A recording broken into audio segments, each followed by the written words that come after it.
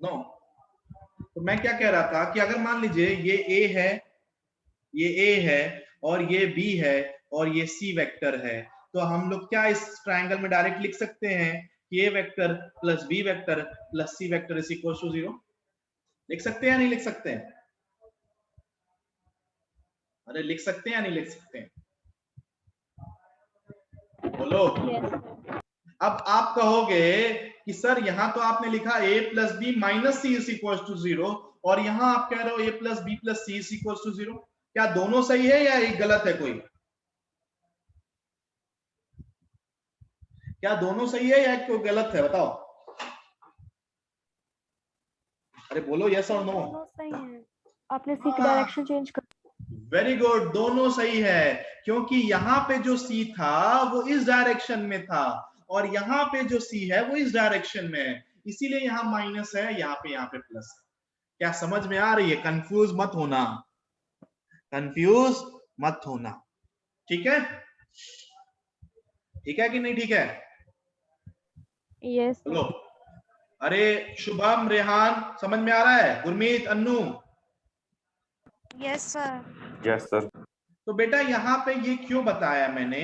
तो अगर तीन वेक्टर ऐसे ऐड करते हैं, मतलब एक साइक्लिक ट्रायंगल बनाते हैं या पॉलीगॉन बनाते हैं, तो उनका सम 0 होता है और हमें वही तो करना है, उनका सम तो 0 ही निकालना है हमें। क्यों निकालना है? क्योंकि हम लोग ट्रांसलेशनल इक्विलिब्रियम पढ़ा रहे हैं या ट्रांसलेशनल इक्विलिब्रियम पढ़ रहे हैं। तो अगर ये तीन फोर्सेस हैं, एक दो और ये तीन, ये और ये साइक्लिक ट्रायंगल ऐसे बना दिए, पॉलीगॉन कुछ भी बना लो, ये F1 हो गया, ये F2 वेक्टर हो गया, ये F3 वेक्टर हो गया। तीन फोर्स की बात कर रहे हैं, यहाँ वेक्टर बताया था और force is a vector quantity already मालूम है। तो आप यहां से कह सकते हो directly F1 vector plus F2 vector plus F3 vector is equal to 0। कह सकते हैं या नहीं कह सकते हैं? अरे यहाँ ABC था, यहाँ नाम F1 F2 F3 कर दिया, कोई प्रॉब्लम? No sir. अब यहां से देखो, अगर मान लीजिए यहाँ पे ये जो एंगल बना, ये एंगल बना F1 के अपोजिट, ये बना अल्फा। सपोज इन दोनों के बीच में एंगल है ये अल्फा, ठीक है। F2 के अपोजिट ये एंगल है बीटा और F3 के अपोजिट ये एंगल है गामा। Alpha beta gamma. तो यहाँ पे एक आता है साइन रूल। साइन रूल ये क्या कहता है? अगर ये साइक्लिक ट्रायंगल बना लिए एक के ऊपर एक लाइन, ये तो मैंने कह दिया कि F1 plus F2 plus F3 is equal to 0। तो F1 F2 निकालेंगे कैसे? अब अगर आपको एंगल मालूम है तो आप डायरेक्टली लिख सकते हो। ये कौन सा फोर्स है? F1, तो यहां लिखिए F1, ठीक है बेटा। डिवाइड करो, इसके अपोजिट कौन सा एंगल बन रहा है? F1 के अपोजिट कौन सा एंगल बन रहा है बताओ? F1 के सामने कौन अल्फा। सा एंगल है? अल्फा। तो कौन सा रूल है? साइन। तो यहां लिखेंगे हम लोग साइन, यहां लिखेंगे हम लोग sine alpha. It will be equals to F2 है दूसरा, F2 लिख लो दूसरा, इसके अपोजिट कौन सा एंगल है? बीटा। तो it will be sine rule है, तो sine beta is equals to F3। F3 F3 के अपोजिट कौन सा एंगल है? Gamma. It will be sine. इसी को हम लोग कहते हैं साइन रूल। शायद मैंने वेक्टर्स में पढ़ाया हो, नहीं पढ़ाया है तो यहाँ पे लिखा है F1। कब लगाओगे ये? अरे बेटा कब लगाओगे ये तभी लगा सकते हो जब नेट फोर्स क्या हो? 0 हो। ये तीनों फोर्सेस एक ट्रायंगल में साइक्लिक ऑर्डर में अरेंज हो, तो डायरेक्टली लिख सकते हो F1 upon sine alpha, F2 upon sine beta और F3 upon sine gamma is equal to 0। आगे बात समझ में यस सर। आ गई सबको? नोट करो, ये है साइन रूल। कभी कभी हम इसका यूज कर लेंगे, वरना हमारे पास देखो, हमें निकालना है F1 F2, हमारे पास कंपोनेंट वाला मेथड तो है ही, हमारे पास कंपोनेंट वाला मेथड है ही बेटा। वो एकदम सर्वगुण का संपन्न है। एक्स में कंपोनेंट निकालो, वाई में कंपोनेंट निकालो, ना कोई रूल याद करना। एक्स में सारा ऐड करके 0 कर दो, वाई में सारा ऐड करके 0 रख कर दो, आ जाएगा। वो तो है ही आपका, that will always give you answer। ठीक है?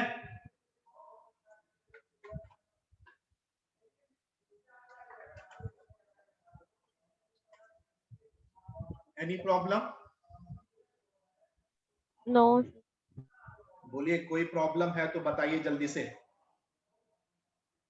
हाँ बोलो, Rehan, Yogesh, Gurmeet, Annu, No problem, sir. मुस्कान। हाँ। फिर से रिमाइंडर दे रहे हैं, मंडे से आपका स्वागत है। नाउ अब यहीं से एक और रूल बनता है, वो भी बता दे रहा हूं, लामीज थ्योरम कहते हैं उसको। देखिएगा क्या होता है। अब आपको एक टर्म मैंने सिखाया था, पैरेलल शिफ्टिंग ऑफ वेक्टर्स। याद है पैरेलल शिफ्टिंग ऑफ वेक्टर? कुछ याद है यस ऑफलाइन सर। क्लासेस में कि वेक्टर्स को हम Yes, लोग sir. पैरेलली शिफ्ट कर सकते हैं Yes, without changing its direction. तो ये तीनों वेक्टर हैं जिनका सम 0 आ रहा है। बताइए, देखिए क्या करूंगा मैं। ये मान लीजिए ये आपका F1 था, वही F1 जो मैंने लेफ्ट हैंड साइड में बना रखा है। अब मैंने इस F2 को उठाया और इसको शिफ्ट करके इसके टेल में कंबाइन कर दिया। ये मेरा F1 था और ये मेरा F2 था। ठीक है, अब क्या किया, बचा कौन सा? F3। F3 वाले को भी उठाया और इन तीनों का टेल मैंने कंबाइन कर दिया। ये है F3। कोई प्रॉब्लम? बोलिए। No sir. अब अगर मान लीजिए, अब यहां पे कैसे लिखते हैं? अब यहां पे मान लीजिए आपके पास ये तीनों एंगल हैं, मतलब F1 के मान लीजिए ये एंगल आपके पास है। कौन सा एंगल है? लेट अस सपोज ये एंगल है। ठीक है, ये एंगल है A, मान लीजिए A दिया है। इसके अपोजिट ये एंगल दिया है, सपोज B दिया है, और ये एंगल दिया है C।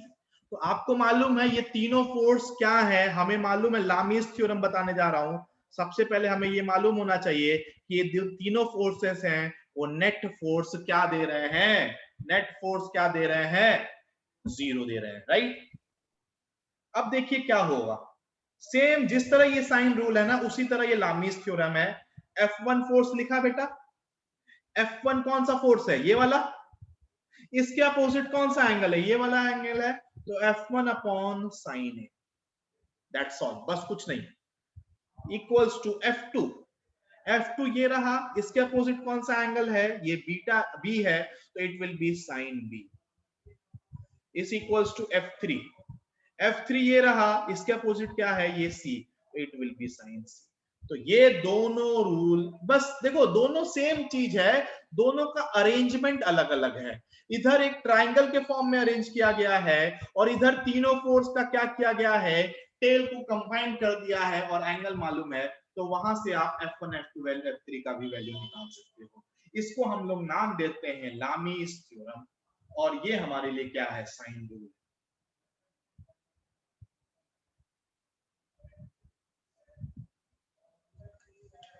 आ गई बात समझ में?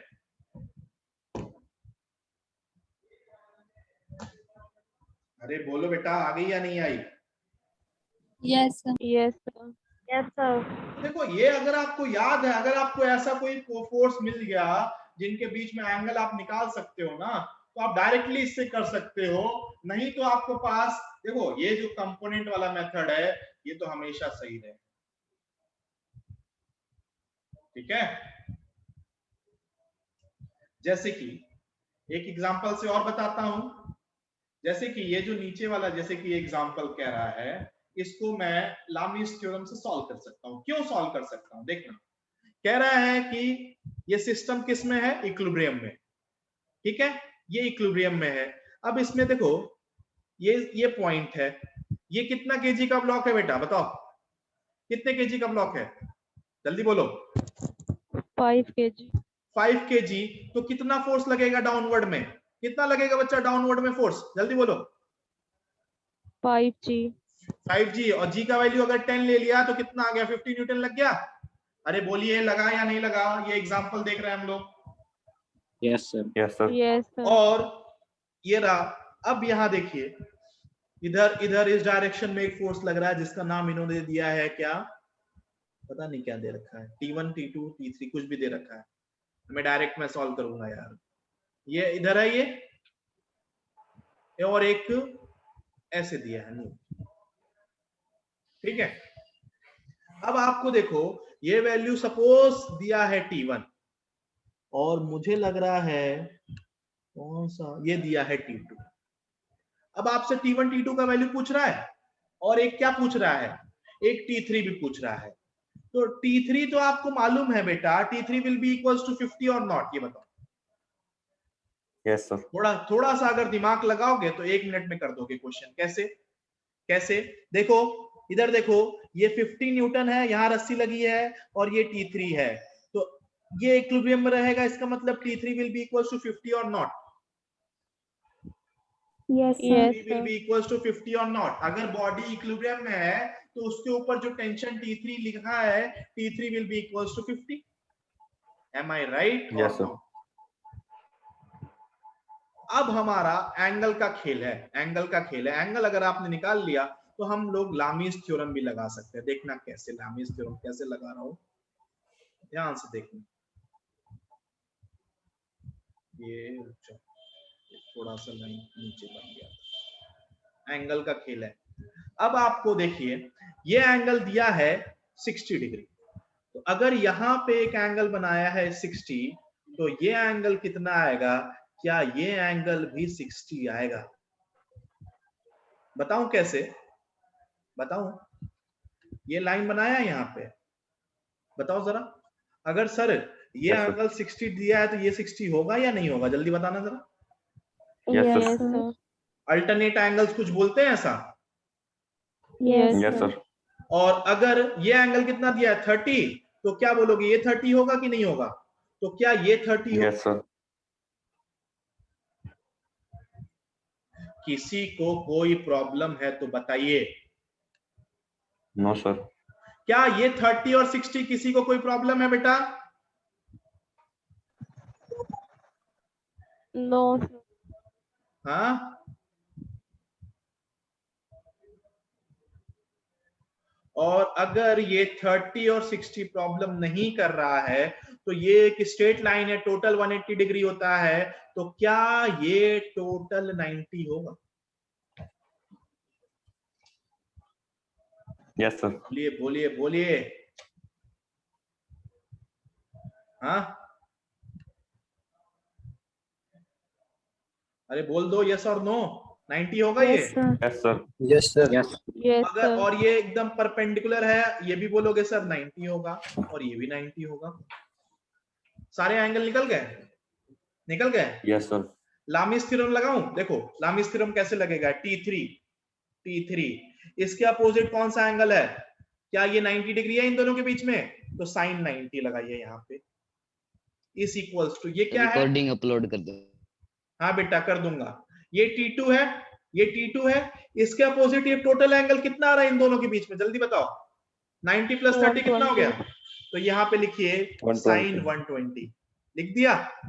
इसके बाद ये रहा T1, ये रहा T1, इसके अपोजिट ये दोनों फोर्स है, इनके बीच में एंगल कितना आ गया? 90 प्लस 60 कितना हो गया? 150, sir. लो वैल्यू डालो और निकाल लो। क्या T3 की वैल्यू मालूम है? Yes, sir. क्या साइन 90 15 जानते न्यूटन, हो? साइन 90 जानते हो? Yes, sir. Yes, sir. Sine 120 जानते हो या भूल गए? बेटा मैथ्स में पढ़ रहे होगे, नहीं आता है तो मैं बताऊं। अरे मैंने भी ट्रिग्नोमेट्री में 3 by 2, सिखाया sir. है बेटा, मैंने ट्रिग्नोमेट्री में सिखाया है, आपको बताया या नहीं बताया है? Yes, sir. कैसे निकालते हैं, थोड़ा सा हिंट दे दे रहा हूं फिर से। साइन 120 डिग्री को हम लोग लिखते हैं साइन 90 प्लस 30। ये किस क्वाड्रेंट में आ जाएगा? सेकेंड क्वाड्रेंट में क्या होता है? साइन नेगेटिव, साइन पॉजिटिव रहता है। और ये 180 का क्या है, सॉरी सेकेंड क्वाड्रेंट में, एक मिनट एक चीज गलत हो गया मेरे से। सेकेंड क्वाड्रेंट में साइन क्या होता है? पॉजिटिव होता है। और ये 90 का ऑड मल्टीपल है तो साइन क्या हो जाता है? कॉस में कन्वर्ट हो जाता है, cos 30 बन जाएगा। cos 30 का वैल्यू कितना होता है? √3/2। तो साइन 120 का वैल्यू आ जाएगा √3/2। आ गई बात समझ में? Yes, sir. कर लेंगे या नहीं कर लेंगे? Yes, sir. Yes, sir. ये इक्वेशन निकालने के बाद T1 T2 निकाल लोगे या नहीं निकाल लोगे? बोलिए। Yes, sir. और अगर मान लो किसी को लामीज थ्योरम नहीं मालूम है, तो वो क्या करता? अगर किसी को लामिस थ्योरम नहीं मालूम है तो वो क्या करता बताओ? हाँ कॉम्पोनेंट के बस यस बेटा, T3 ऑलरेडी वर्टिकल में है, इस T2 का कंपोनेंट इधर बना दो cos 60 डिग्री, इधर आ जाएगा sin 60 डिग्री।